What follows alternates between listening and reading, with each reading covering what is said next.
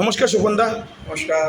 আজকে আমরা এসেছি ভারতীয় জনতা পার্টির হাইলাকান্দি জেলা কমিটির সভাপতি স্বপন কুমার ভট্টাচার্য মহাশয় ওনার কার্যালয়ে। উনি ভারতবর্ষের স্বাধীনতার ৭৮তম স্বাধীনতা দিবস উপলক্ষে জনগণকে একটি বার্তা দিবেন। তো স্বপনদা, এই যে ভারতবর্ষ স্বাধীন হবার ৭৮তম স্বাধীনতা দিবস পালন হবে আগামী ১-২ দিনের মধ্যে, এই স্বাধীনতা ৭৮তম স্বাধীনতা দিবস উপলক্ষে আপনি জনগণকে কি বার্তা দিতে চাইবেন?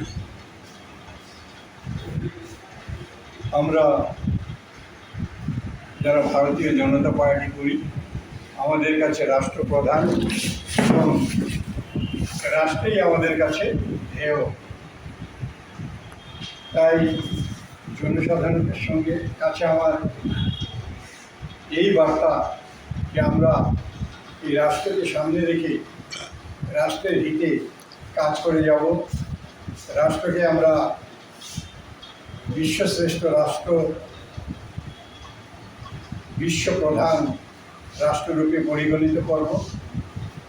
আমরা যদি অতীতের দিকে তাকাই তবে আমরা দেখতে পাব যে স্বাধীনতা দিবসের যেই কার্যক্রম, সেই কার্যক্রমটা আগে আমরা দেখতে পেয়েছি যে একটি প্রাতিষ্ঠানিক কার্যক্রম ছিল, কিন্তু আমরা দেখেছি আমাদের শ্রদ্ধা নরেন্দ্র মোদীজির নেতৃত্বে যে সরকার চলছে এবং ভারতের স্বাধীনতার অমৃত মহোৎসব অর্থাৎ ৭৫ বছর উপলক্ষে মাননীয় প্রধানমন্ত্রী এই স্বাধীনতা দিবসকে আমাদের জাতীয় উৎসবে পরিণত করেছেন। এবং আমরা দেখতে পাই ১৩ তারিখ থেকে অর্থাৎ ১৩ই আগস্ট থেকে ১৫ই আগস্ট পর্যন্ত ৩ দিন আমাদের ভারতের ত্রিবর্ণ রঞ্জিত পতাকা প্রত্যেক বাড়িতে উত্তোলিত হয় এবং যথাযোগ্য সম্মান দিয়ে।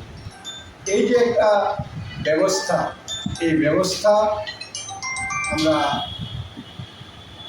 অতীতে কখনো দেখিনি। আমাদের রাষ্ট্রের প্রতি দায়বদ্ধতা, এবং রাষ্ট্রের প্রতি দায়বদ্ধতা না থাকলে রাষ্ট্র কোনো সময়ই উঠে দাঁড়াতে পারে না। আমরা দেখতে পেয়েছি যে এই সরকারের নেতৃত্বে এই দেশ দ্রুত এগিয়ে যাচ্ছে। এর পেছনেও এই দেশের নাগরিকরাই মূলত কারণ। তাই জনগণকে আমি এই স্বাধীনতা দিবসে আমার দলের পক্ষ থেকে অত্যন্ত শুভেচ্ছা জানাচ্ছি, ভালোবাসা জানাচ্ছি।